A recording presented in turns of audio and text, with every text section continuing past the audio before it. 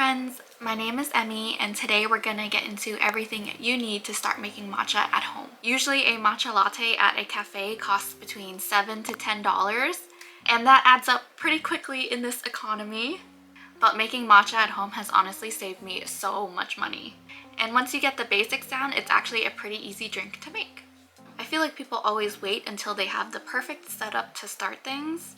But I feel like matcha is one of those hobbies that you can get into with just what you have. You really only need a couple things to get started. A good matcha and something to whisk it with. Everything else you probably already have at home, so that's literally enough to just start. I think the actual matcha matters way more than all the fancy accessories that you have.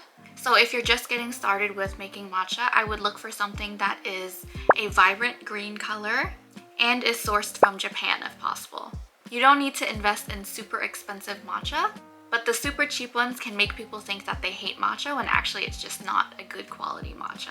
Also beware of the marketing term ceremonial grade. Keep in mind that this is not a regulated marketing term, so it can still be used widely across all matchas. So if it says ceremonial grade, it doesn't necessarily mean that it's a higher quality matcha. A good matcha that I always recommend for people starting out is Ippudo's Sayaka. I think it's a great balanced matcha, and this was also my go-to matcha when I first started getting into making matcha. It was the only matcha I drank for like a whole year. This can be a little pricey because they did have a price increase due to the matcha shortage. But if you're looking for a more budget-friendly option, I would also recommend Nakamura Tokichi. Their matcha is great quality for the price point, and their Seikan no Shiro was also in my top 5 matchas that I tried last year. So I do also recommend them because they have great matcha at a great price point. One necessity that you need to start making matcha is an electric whisk. This is good if you don't want to invest in the whole bamboo matcha kit and you only want one tool to start making matcha. This is all you need. I think this works just as well, and I actually used this for a very long time when I first started making matcha too. So I would usually just put the matcha, hot water, and any sweetener that I want to add, and then I'll just whisk it with this until it's smooth, and then I'll add it to my ice and milk to make a latte.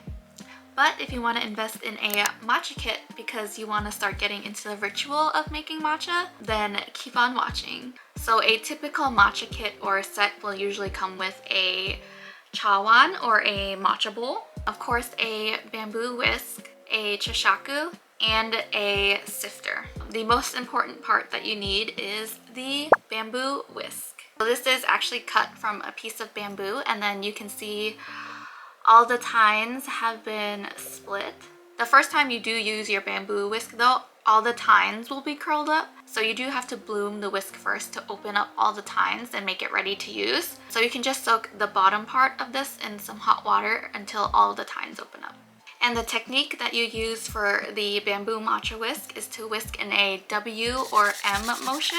And that's really the best way to incorporate the matcha and give you the best foam.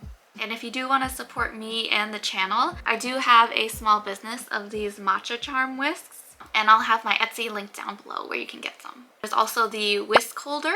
It can come in a bunch of different shapes. Usually the most common one you'll see is this one, and it's usually hollow in the middle so that the bamboo can slide right in, and this is great for drying your whisk. Another shape you might see is this little donut shape. It kind of looks like a toothbrush holder, but you can use it for a whisk as well. Another important tool that you need is a sifter. This really helps to break up the clumps in the matcha before you whisk it for a smoother matcha. Otherwise, your matcha can come out a little clumpy. This is a pretty important tool if you are whisking it with the bamboo whisk. And then for what you're whisking in, the matcha bowl is called a chawan. You can just use a normal bowl, but for matcha specific bowls, they'll usually have a little spout here just to make pouring your matcha into your cup a little easier.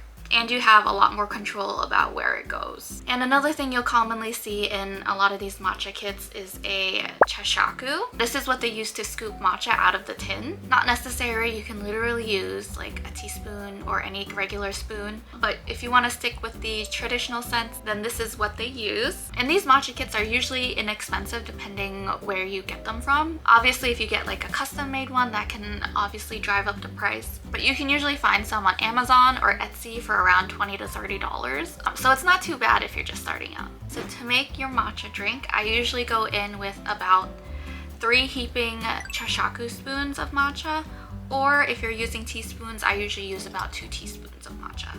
And then you'll add a small amount of hot water, not boiling. One of the biggest mistakes I see is that people use boiling water, and boiling water is actually too hot for matcha, and it can actually burn the matcha, making it taste bitter. So if you're gonna use boiling water, I would just let it sit for about 2 to 3 minutes after it's done boiling to cool down. Or if you have a temperature controlled one, then you can use about 175 degrees Fahrenheit, or I think it's 80 degrees Celsius. And then you'll use your bamboo whisk in W motions to whisk the matcha. You don't have to do it for too long, usually about 15 seconds is fine. And then all you have to do is pour it over your milk and ice, and then you have a matcha latte.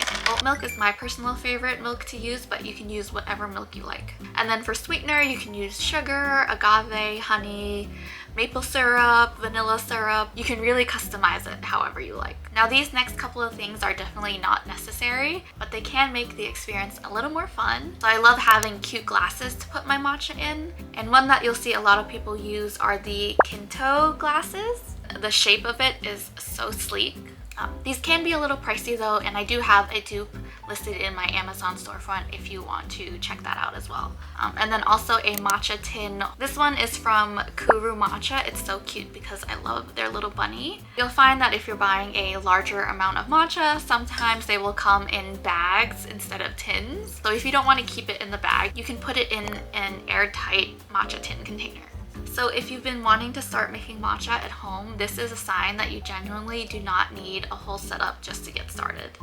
And once you learn your own personal favorite ratios, it becomes so easy to stop spending $7 to $10 on a matcha. And also, I think part of why I like making matcha at home is the whole ritual of it. It really forces me to slow down for like 5 minutes. And that is it for today's video on everything you need to start making matcha. And if you enjoyed the video, don't forget to hit the like button down below, leave a comment, and share this video with a friend who also wants to start getting into matcha. Thank you guys so much for watching, and I'll see you guys in the next one. Bye!